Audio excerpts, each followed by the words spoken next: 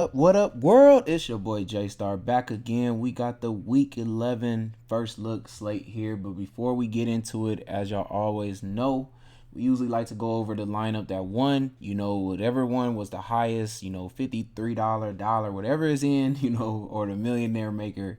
Whatever lineup has got the highest amount of fantasy points, we usually go over that, and it looks like this time actually was the million. It's been like for the past few weeks not in the $1 million lineup.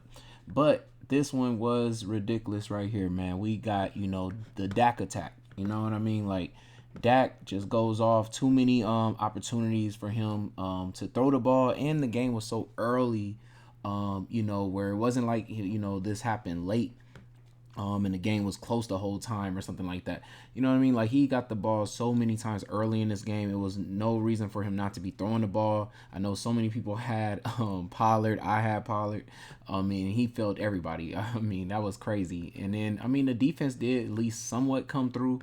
But I mean, I kind of expected a lot more points from the defense. But I mean, going off of the first time, what happened and things like that, I kind of knew it was going to go a little bit different. I did have some Dak lineups. I just never did take him with Cooks, though. That was the only thing I will say. Like, I knew I had him with Lamb and I would say like Ferguson and things like that. Also, what's crazy about this lineup is we got a double tight end. At my final look, I did call that. I felt like this was a double tight end week. Just had the wrong two tight ends, though, But, I mean, this was great. I mean, golly, nobody really had Hawkinson. New Orleans is really bad in the slot. Hawkinson actually gets the most targets in the slot for Minnesota Vikings. So, I mean, that's why his percent is so low on, because we didn't know what to expect with Dobbs. And I think also Jefferson, not being activated last minute and things like that, I think that kind of, kept this real low, because I'm sure a lot of people was thinking Jefferson was going to play. And then, then kind of just like afterthought this whole game after that. Keenan Allen right here, my God, like wasn't really expecting him to go off like this, but I mean, they had no other options there out wide or, even in the slot. Everett got hurt early, first half, didn't come back in the game. So, it was just mad targets going to, of course, Keenan Allen. Even with him getting injured, too, a little bit at the end of that game, it didn't matter, 43 points fantasy. But, yeah, the Dak attack here, the too low, what I want to say, low price, running backs here helped you be able to pay up for, because it was a pay up week for receivers. So definitely those two, low running backs plays here. Of course, a low Cooks play there. Hawkinson is pretty cheap too for the price that he's been all season. I mean, way in the 6,000s from what I remember. And of course, a low price McBride there that hit for 24 fantasy points. So really great lineup there for Royal Payne 21, man. Good win for him. So then we move on here. We're looking at the new slate here. Let's go. So we got Dallas and Carolina to start it off. Let's get the notes up so we know what are we looking at to attack over here. So it's looking like, of course, Prescott is going to be in play again here just because he's just on fire right now. And so till we see something different, of course, Pollard is going to be in play again. And I don't know if anybody even wants to take him anymore. Like, golly. The Carolina runs the same exact defensive style that I would say that Lamb has been going up against the last 2 weeks. So we've seen what he's done against those. So he's going to be definitely in play. I would even say Cooks is also possible, because it seems like they got him going.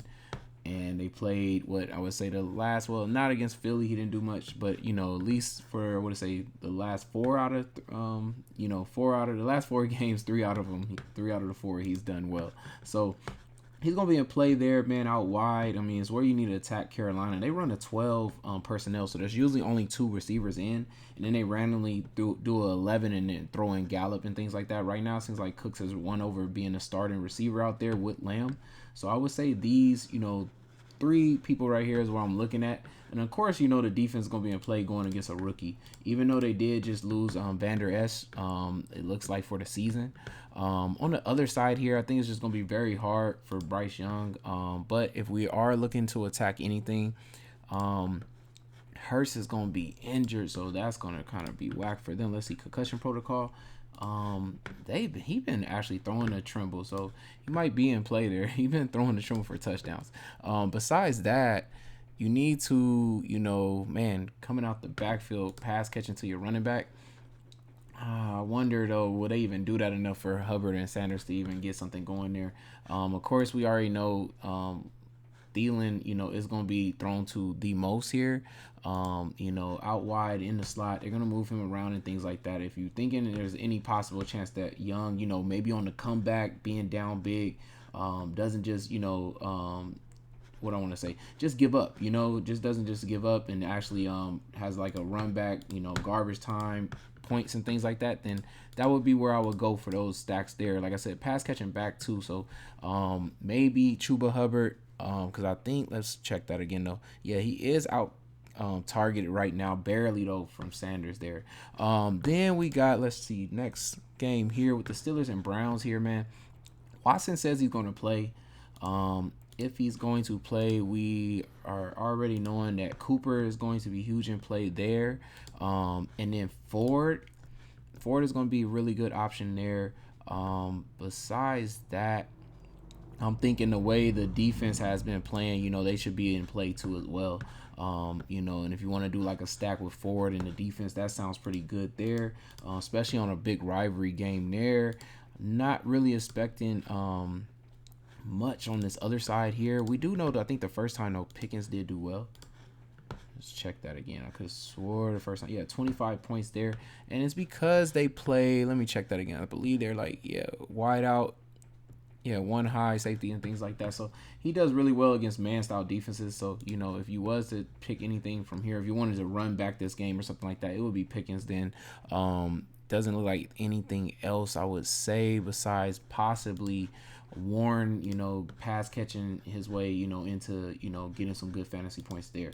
Moving on from that game, though, got Chicago and Detroit here. Fields should be able to go. I think he's going to end up playing. If Fields is able to go, then we're looking at DJ Moore and, of course, Kmet being good plays there. And possibly even Mooney a little bit just because he is in that slot, which we saw Keenan Allen just be able to eat up and get some good points there against Detroit.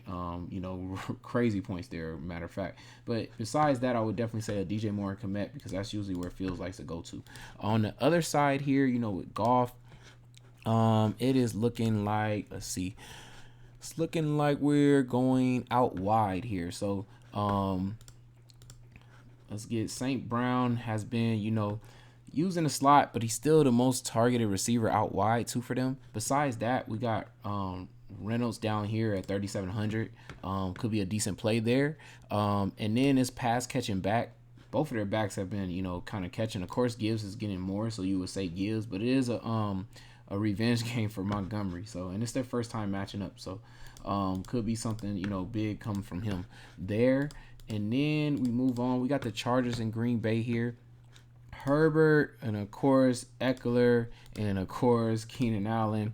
And if Keenan Allen is unable to go or is kind of super banged up, we got some cheap options in Guyton, Quentin Johnston, plays too. But more than likely, I'm looking at these two being the best options there. And then on the other side here, man, Love is actually in a pretty good spot here. I mean, the Chargers is like really bad at like every position, I would say, fantasy wise so far, giving up like almost the most points in every position. So it's going to be definitely Aaron Jones at home, and coming off of that bad game after they just had a decent game the game before, and it was a good matchup, but was on the road. So didn't really expect too much for him to get off, but now back at home, I do expect him to be able to do better than that. And I'm also looking at Reed, who's coming along very well, and even Musgrave is starting to get going. So these are the options I would say with Love, so where you want to kind of stack at. All very cheap, too, as well. You could probably even still run back a Eckler or something like that, or Keenan Allen if you wanted to. And then we got Arizona and Houston here, which should be a really great game. I'm so happy that Kyler is back right on time for this. But it's easy stack here with McBride. Also, we have, Rondale Moore in that slot area. I think that's about it, though, because besides him, we got, Brown, I think, was possibly in the slot, too, a little bit. Let's check that again. Yeah, we got Brown second most targeted, so you can also take some shots at Marquise Brown there, too. if you think he outplays Moore. But if not, you want to take the savings there, you can definitely go with Moore instead. Also, pass catching backs is where you want to go against Houston. If Connor, gets some dumps, last game didn't get any targets at all. Possibly he might be used a little bit more in this game for that. So he could be in play there. On the other side, though, here we got Stroud. Singletary is going to be in play here. Cardinals is what? I think fourth highest touchdown, to running backs here so far. So got that in play. If Nico is able to go, we know we got Nico for sure. Besides that, it looks like though we're going to tank. No, my bad. We're going to tank Dell here at 5,900, like I said. But if Nico is able to go, he's also going to be a good play there because you need to be attacking out wide against the Cardinals here. And then, of course, running the ball there. So those are the best plays there to go with Stroud. I know we've been hitting on Noah Brown, but he does play more in the slot. If Nico's not able to go, then yeah, we got Noah Brown and possibly also able to play there, of course. Move on here. We got the Tennessee Titans in Jacksonville. So it's looking like for this game here. Let's get that up. Looking like Trevor is definitely going to be with Ridley's out wide, but this team plays 12. So even though Kirk gets a lot of slot type routes, it's still 2 wide receiver set. So he's basically out wide. But then at the same time, what I did notice is his targets are still lower than Ingram though. Ingram actually has more wideout targets than Kirk. So if you want to kind of be a little contrarian there to stack, with a Trevor Lawrence, you can probably try a really Ingram or something like that to be a little bit different there. On the other side here, though, Will Levis, Jacksonville's actually been good at stopping number ones. It's making you have to go outside of your number one receiver here. So I'm more thinking that, also you probably want to go to like a pass catching back. So possibly if Henry, because he's only one target short of what Spears is for pass catching back. So possibly one of these running backs could do decent in the pass catching area there. When it comes to receivers, though, I'm like, let's see, we got Westbrook, Akini is out wide, so 3,100 there. But it's just they've been really good at like shutting down at least number one receivers or at least giving them a hard time there. So possibly like a Westbrook, Akini or something with Will Levis. It also looks like decent amount of points to tight end has been given up. So a Conwu could be a cool little decent stack there too if you want to give it a try with Will Levis. Moving on though, we got the Vegas Raiders here with Miami. Of course, let's check back at this because swore they playing zone now for the Raiders here. So let's see. Okay, it's looking like it's going to be here. So we got Tua, of course. Mostert, I believe A-Chain is coming back. Designated to return. It's supposed to be like a pass catching back here against the Raiders here, but they're also 7th in what I want to say, yards per carry right now in the league. So giving up mad yards per carry, it seems like, but they're 9th in the league too in touchdowns to running backs. Both of these running backs are kind of going to be in play. It's just that they're also bad at pass catching backs, and most are getting more targets out the backfield than Achane. I really don't know. I feel like this is kind of toss up. Because it looks like Mostert isn't really hurt. It's just like seems like they're just giving him rest. So like either one of these running backs can end up doing good. When it comes to receivers, it's gonna be Hill for sure. He's been getting most of the slot play, and even out wide he's getting the most targets, period. And then it's been so hard to take Waddle with the fact that he keeps just getting hurt mid-game and stuff like that. Besides that, on O'Connell's side of things, it's looking like need to attack out wide and in the slot. Of course, Adams has got the most targets out wide. When it comes to the slot, though, Renfro has gotten more targets. Adams is like 3rd. Myers is like 2nd. Targets been real low though in the slot period for this team. I would just stick with Adams here. Also, who's going to be in play though, I would say for 2,700 is Mayer. Finally got some targets, so it seems like O'Connell's kind of picked up, more of the play scheme and things like that, and was able to actually feed Mayer this last game. So I feel like something like this would be like the best stack to do if you want to roll a Raider stack there. And then next game here, we got this Giants Washington game, just a rivalry game here. DeVito, I could have swore he did not look good, but he did throw 2 touchdowns, which is shocking. Wow. So, decent matchup for him here, though. Actually, like Washington's defense hasn't been the greatest defense at all, especially at receiver. They're giving up a lot of points. Looking from his side of things, though, let's see. We're looking at, of course, Barkley is going to always be in play for them. I mean, he's their main offense for everything they do there. When it comes to wideouts, it's looking like Slayton has been getting most of these targets out wide. I'm trying to see what happened last week, though. So we have like 2 weeks of DeVito, I believe. So we got 4 targets there. And let's see, Wando Robinson. So I don't even know who he threw the touchdowns to last week. So, okay. And then who am I missing here? Like, because I'm sure it's Hyatt. Hyatt's questionable.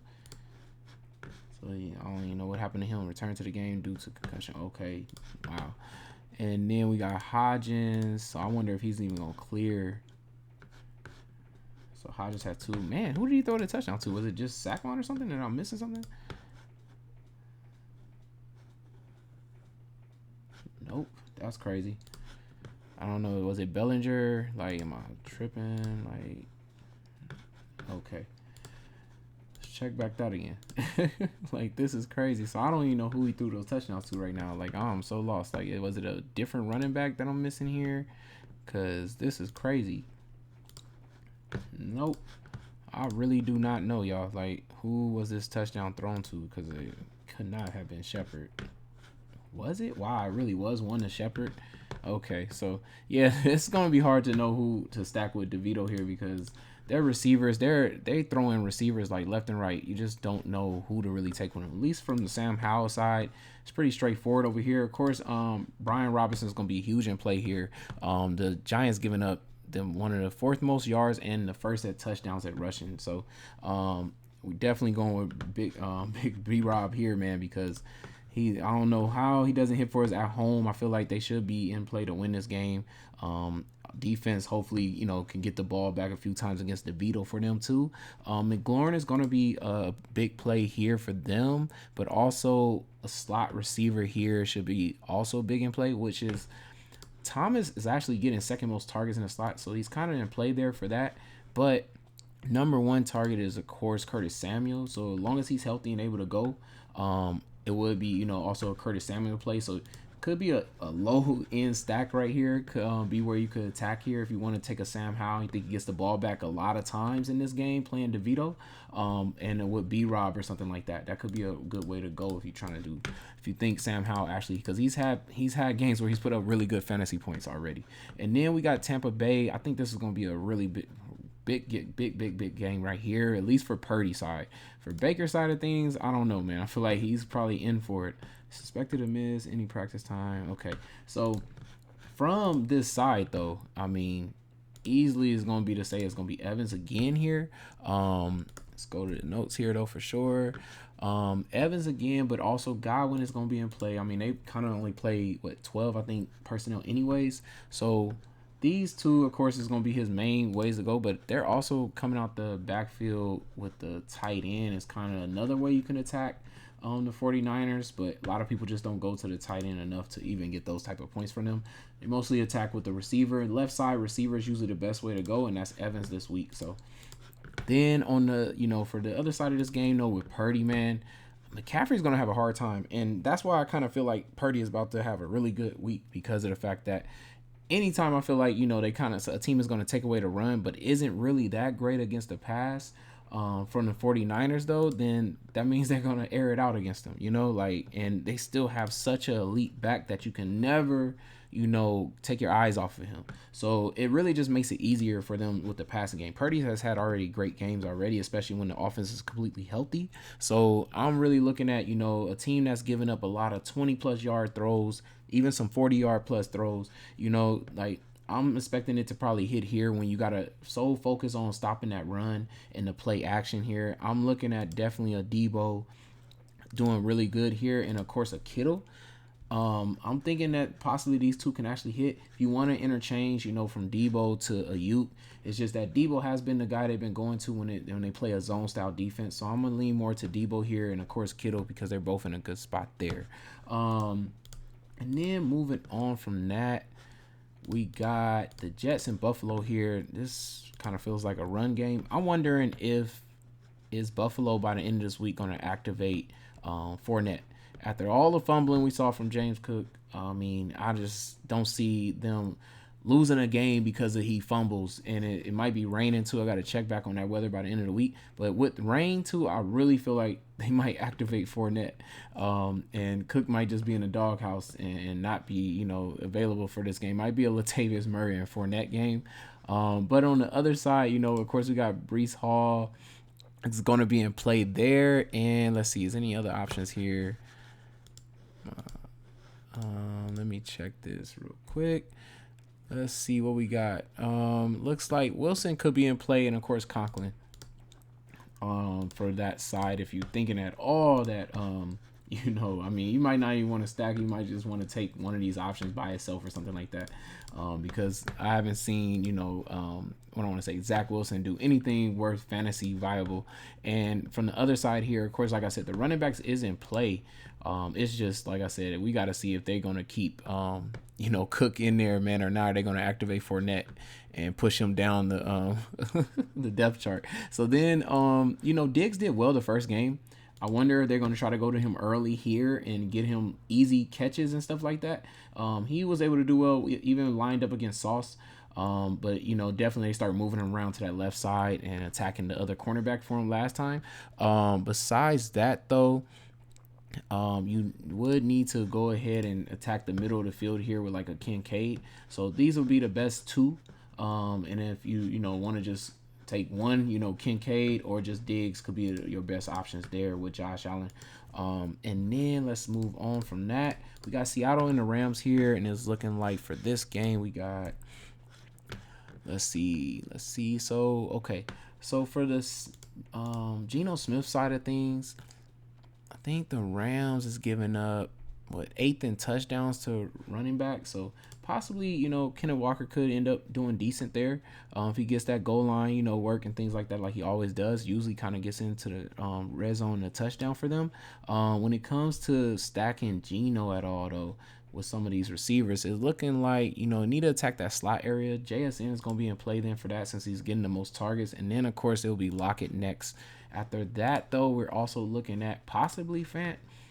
The targets have just went down so much, it's going to be hard to even take a shot at him right now, though. Because besides that, it seems like I think Parkinson's, I thought, was getting a little bit of targets, but I guess not. Is it Disley? Okay, so yeah, so if they don't use their tight ends, then we're definitely just sticking with the middle of the field here with their receivers there to stack with Geno. And then on the other side here, though, with Stafford coming back and everything, which is really great for them, it's looking like 7th in touchdowns to rushing. That's what Seahawks is giving up. I don't know. I don't know if Henderson is really going to get in there, but I definitely feel like Kupp is going to be in play. I told y'all Puka, anytime he plays a zone style defense, we definitely he's going to be in play then because he's still leading, I think, the league in yards. Even with the back-to-back, bad performances, it doesn't really matter. He's put up so many yards ahead of things. I think maybe CeeDee Lamb has passed him, maybe. But he's still like right there at top 3. But I think one of these receivers is definitely going to be a play. I would kind of lean the Kupp because he is more in the slot. More than even Puka is. So I would lean more to Kupp for this game with Stafford being back. I see them attacking a lot with Kupp there. And that's about it, y'all. So making a first lineup here, man, after this first look. Let's see what we got, man. Really, let's see what I'm thinking of here. So my first look here, man, like I kind of already kind of praised them a lot here, but I'm thinking Purdy, man. It's just, I think the 49ers is about to be on a tear, man. Like, coming off a 3-game losing streak, played a team that was on like a winning streak, hadn't lost since September. And they came out there and put it on them on the road. So, got, Purdy a lot of opportunities, but I mean, he didn't do amazing, but I mean, if he would have got that 300-yard bonus, he would have been very, very high up there with a nice like 27 fantasy right there. Coming off of 3 touchdowns too. I'm just thinking Baker goes out here, and I think the defense is going to get the ball back so many times early for them. I think Baker's going to struggle. I think Chase Young, first game at the home. Oh my God, like I think they in for it here. So like to me, I'm definitely going to stack him with some weapons here, man, because I think they're going to get this going, get this rolling. I'm playing up for I guess tight end this week. To go with Kittle, do something a little different here. Already just thinking of Purdy just getting the ball back too many times where he's able to get to his weapons. Mad targets to the weapons, I think, just over and over. I think it's going to happen early, and just the fact that I don't think they're going to be able to run. So it's going to be another rough week for McCaffrey to me is what I think. And I think Purdy is going to be having to throw the ball, and he's going to probably throw another 3 touchdowns, but this time actually get the 300-yard bonus there. I'm also even throwing in their defense. Just think the defense is going to be rolling in this game. So I'm going to go full stack there.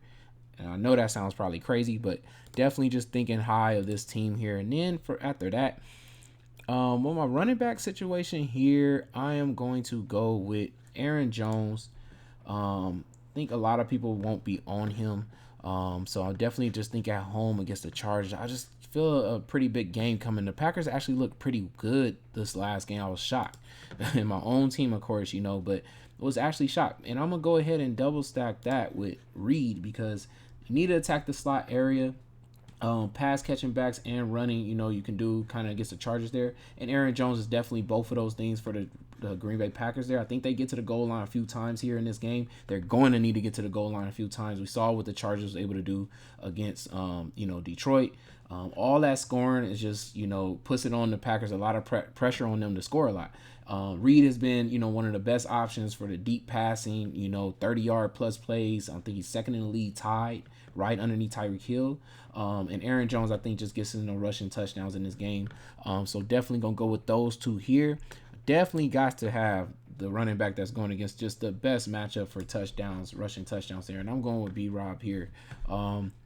Definitely feel like he's going to get in there possibly multiple times in a rivalry matchup at home. I gotta go with that, man. And then besides that, it's looking like I'm going to go ahead and definitely have somebody from Stroud because this guy has been balling. So I'm going to go with Tank Dell, y'all. In my flex, though, we're going to finish this one off. And I can take Connor, which is a run back.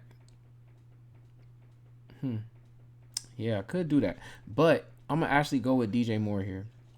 As long as, I think I get Fields to play this game, I feel like DJ Moore ends up coming through big here for 5,600. So that's how I'm going to end that, man, that first look lineup. Hopefully y'all enjoyed that. Hopefully this really helps y'all out with attacking this slate.